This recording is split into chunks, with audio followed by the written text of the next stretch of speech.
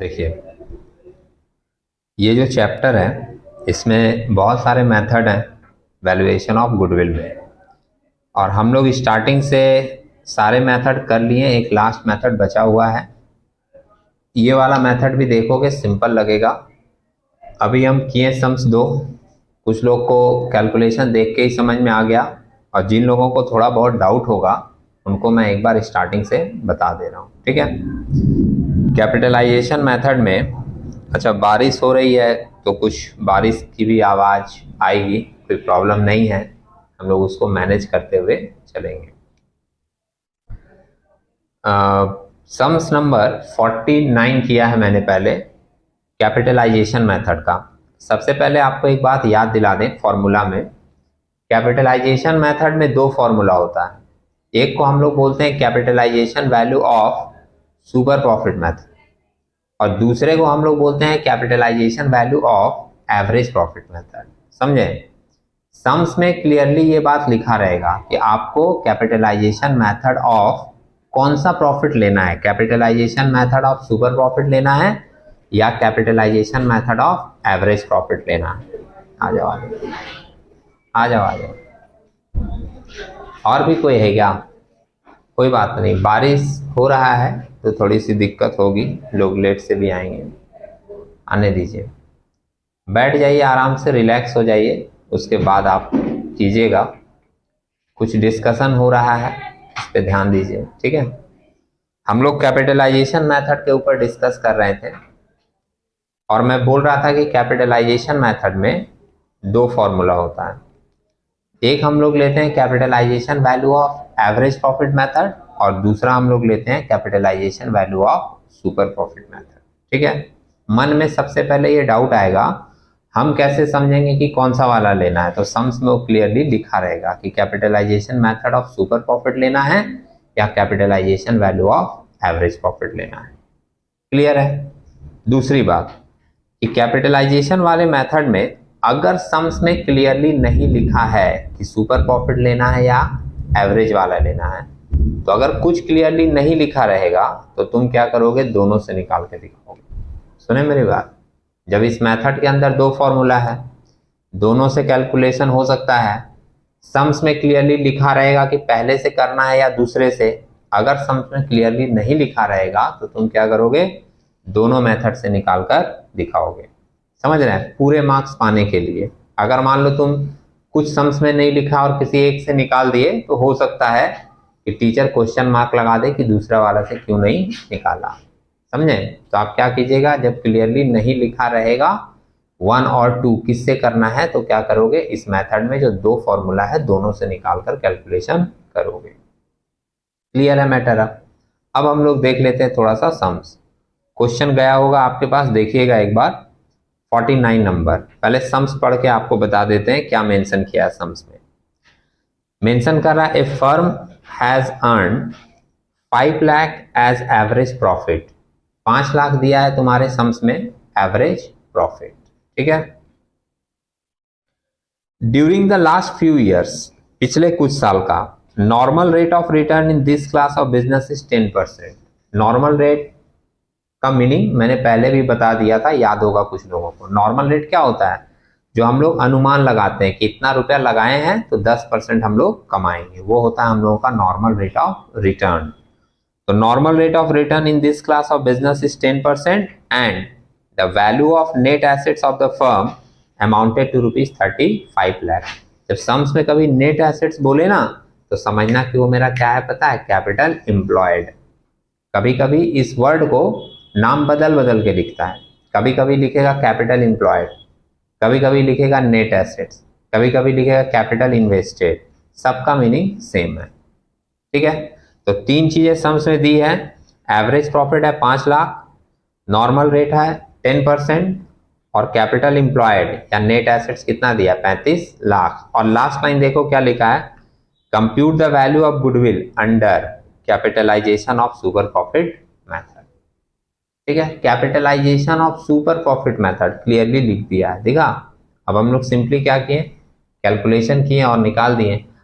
आपको अगर फॉर्मूलाज याद है तो आपको पता रहेगा कि हमको पहले क्या चीज कैलकुलेट करना चाहिए। जैसे फॉर्मूला हमको क्या याद है, under capitalization value of super profit method दिख रहा है, फॉर्मूला है super profit by normal rate into 100। तो नॉर्मल रेट सम्स में दिया हुआ था, सुपर प्रॉफिट सम्स में नहीं दिया हुआ था, तो हम लोग पहले क्या करेंगे, सुपर प्रॉफिट निकालेंगे। इसलिए हमने पहले ऊपर में क्या कैलकुलेशन लिखा, कंप्यूटेशन ऑफ सुपर प्रॉफिट दिखा।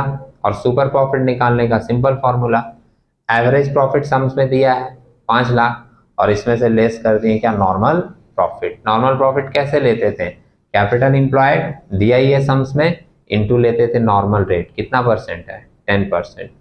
35 लाख का 10% निकालोगे तो आएगा कितना, 3,50,000। 5 लाख में 3,50,000 माइनस किए, सुपर प्रॉफिट आ गया कितना, 1,50,000।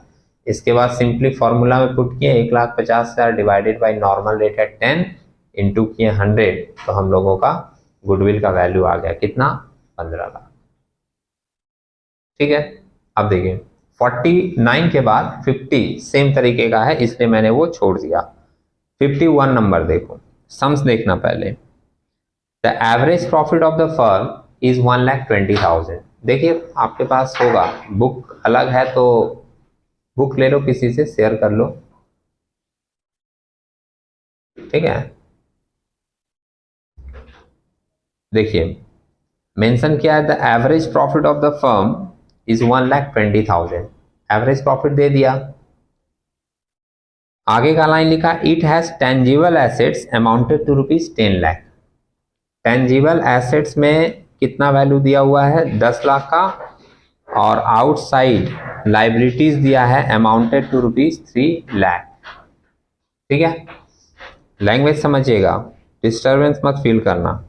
एवरेज प्रॉफिट 1,20,000 पहले लाइन में दिख गया, उसके आगे क्या दिया, it has tangible assets amounted to ₹10 lakh and outside liabilities amounted to ₹3 lakh.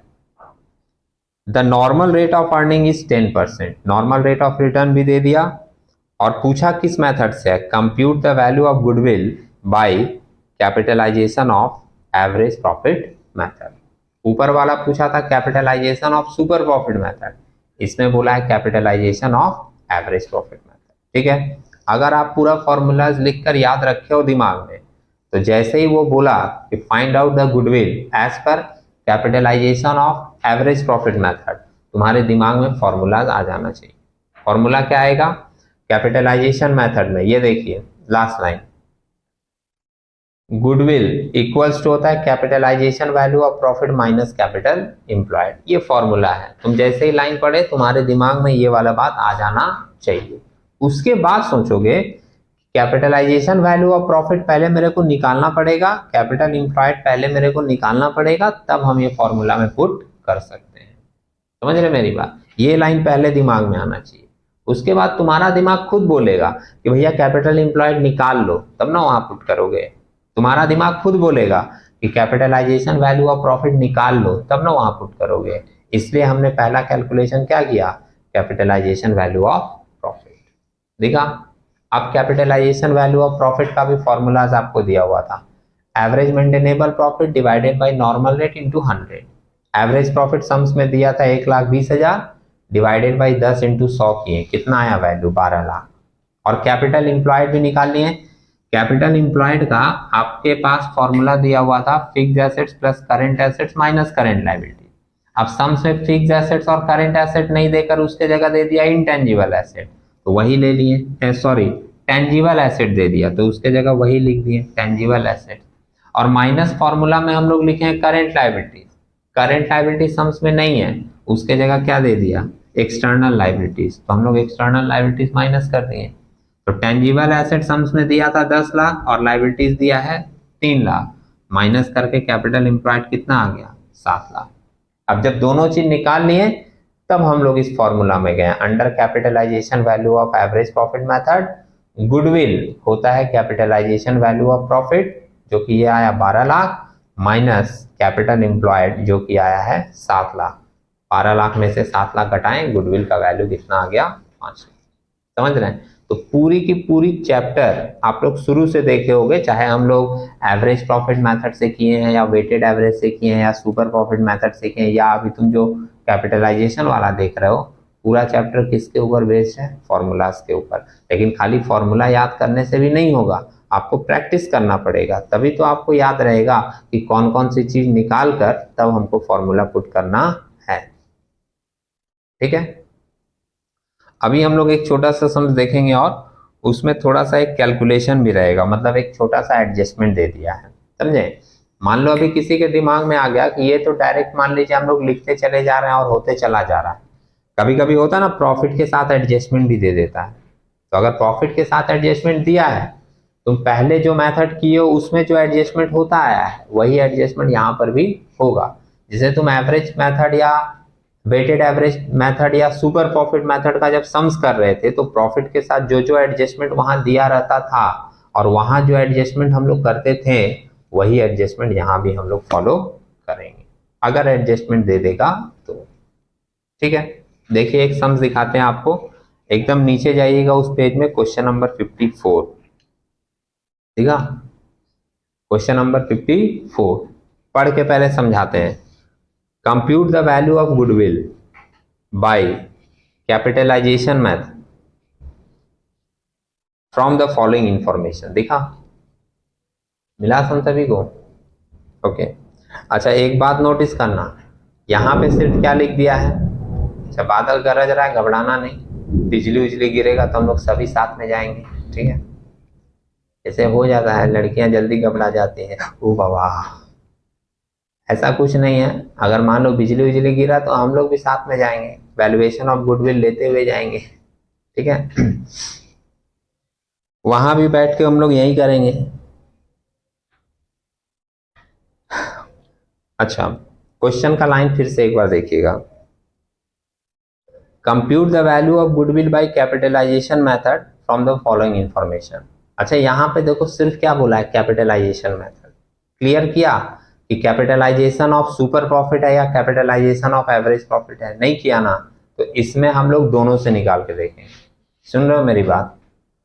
इसमें क्लियर नहीं किया ना, तो हम लोग क्या करेंगे, इसमें दोनों से निकाल के देखेंगे, कैपिटलाइजेशन ऑफ सुपर प्रॉफिट से भी और कैपिटलाइजेशन ऑफ एवरेज प्रॉफिट से। ठीक है, नीचे क्या इंफॉर्मेशन दिया देखो, नॉर्मल रेट ऑफ रिटर्न दिया है 10%, तब तो ये पुराना लाइन हो गया, समझ गए हो, इसकी जरूरत कहाँ होती है। फिर दिया है profit of the last 3 years, 3 साल का प्रॉफिट दिया है, दिख रहा है कितना कितना, 30,000, दूसरे साल का दिया 40,000 और तीसरे साल का दिया है 50,000। आगे बोल रहा है non recurring income of ₹3,000 included in the above mention profit of 30,000। वो जो 30,000 का प्रॉफिट दिया ना पहले साल का, उसमें एक नॉन रिकरिंग इनकम जोड़ दिया है, कितने का? 3,000 का। तो ये जो नॉन रिकरिंग इनकम है, ये हम लोग for the purpose of goodwill valuation consider नहीं करते हैं।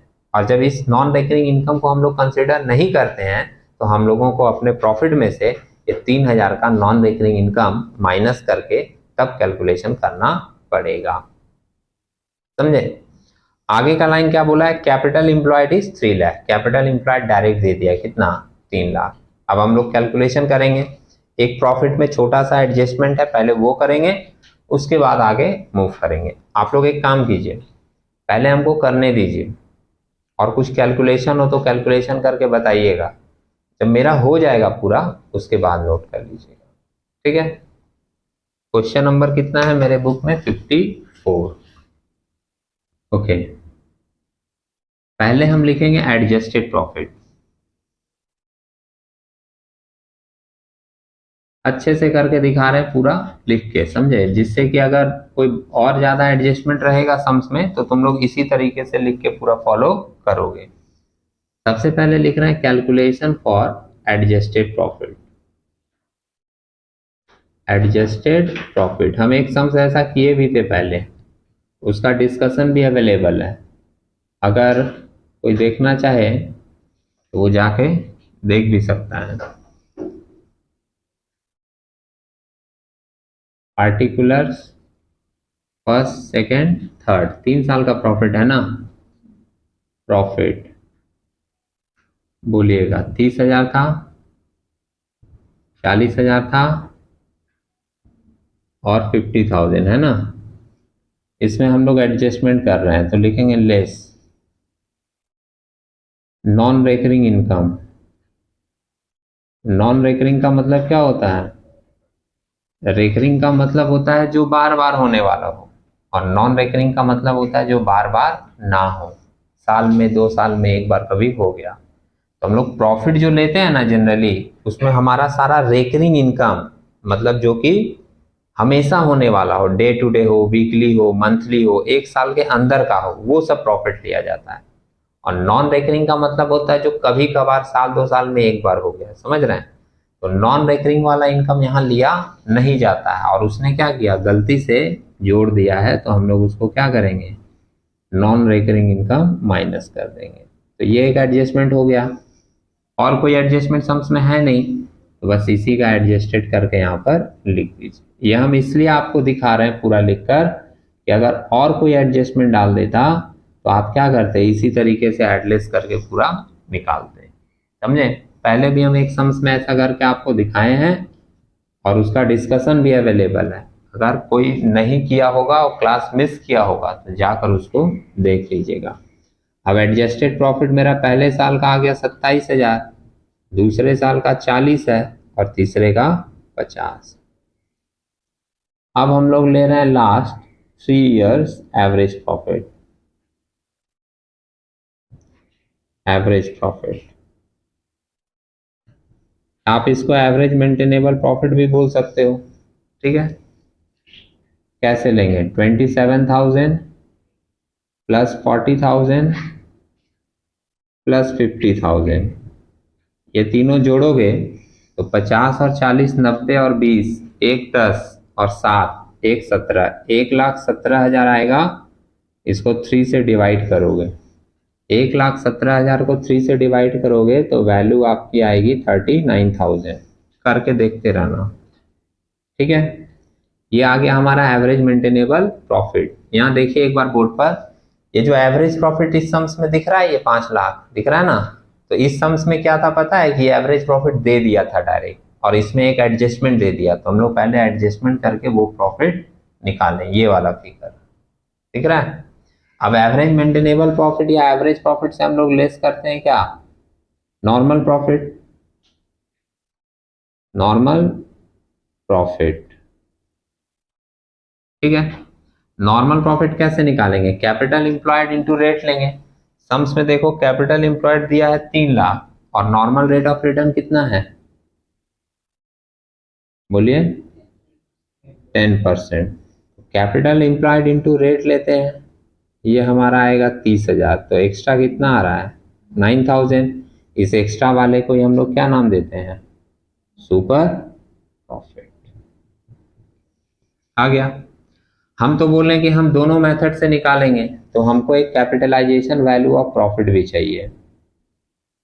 तो कैपिटलाइजेशन वैल्यू ऑफ प्रॉफिट, अच्छा कहीं कहीं कैपिटलाइजेशन में एस लिख दे रहे हैं, कहीं जेड लिख दे रहे हैं, कंफ्यूज नहीं होना, ठीक है? जेड भी चलता है। कैपिटलाइजेशन वैल्यू ऑफ प्रॉफिट, ये निकालने का क्या फॉर्मूला लोगे, अभी लिखे हैं इस सम्स में, दिख रहा है? Average profit, average maintainable profit divided by normal rate into 100। Average profit आपका कितना आया है, बोलिए 39,000 दिख रहा है। नॉर्मल रेट कितना दिया है सम्स में, 10, इनटू क्या करेंगे 100 करके बताइए, 3,90,000, ठीक है? अब निकाल देते हैं। पॉइंट नंबर ए बी करके लिख देते हैं, अंडर कैपिटलाइजेशन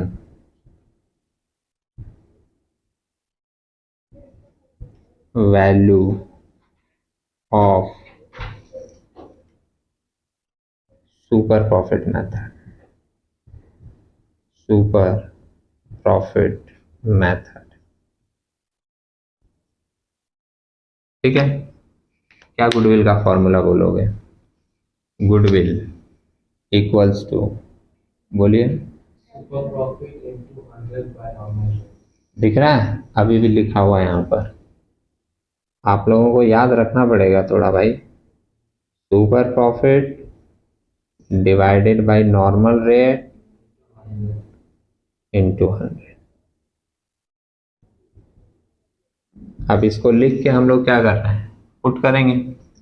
सुपर प्रॉफिट आप यहाँ निकाल लिए 9000 डिवाइडेड बाय नॉर्मल रेट है 10 इंटू 100 करोगे, वैल्यू कितना आ जाएगा, 90,000। क्लियर है। दूसरा वाला देख लीजिए, बी नंबर देखे लिख दे रहे हैं, अंडर कैपिटलाइजेशन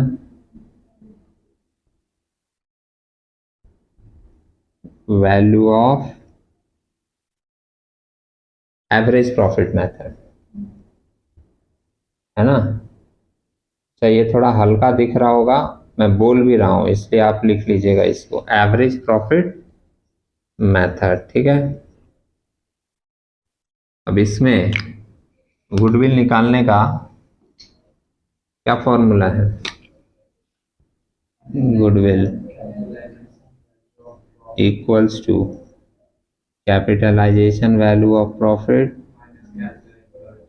हाँ, capitalisation value of profit minus capital employed. अब कैपिटलाइजेशन वैल्यू ऑफ प्रॉफिट हम क्यों निकाले थे, समझ में आया अभी, ये क्यों निकाले थे, क्योंकि यहां हमको जरूरत पड़ने वाला था। इक्वल्स टू 3,90,000 और कैपिटल एम्प्लॉयड सम्स में दिया हुआ है कितना, 3 लाख, माइनस करके कितना आएगा वैल्यू, 90,000। एक चीज नोटिस किए कि दोनों ही मेथड में, चाहे सुपर प्रॉफिट या एवरेज, कैपिटलाइजेशन वाले में, दोनों में ही तुम्हारा वैल्यू क्या होगा, सेम होगा। समझ रहे हैं। तो सम्स में अगर क्लियरली नहीं लिखा तो दोनों से निकाल के दिखाओगे और देख लोगे कि दोनों से सेम आ रहा है या नहीं। अब आप लोग एक बार लिख लीजिए, डाउट हो तो फिर से पूछ लीजिएगा, फिर से बता देंगे, ठीक है। Thank you.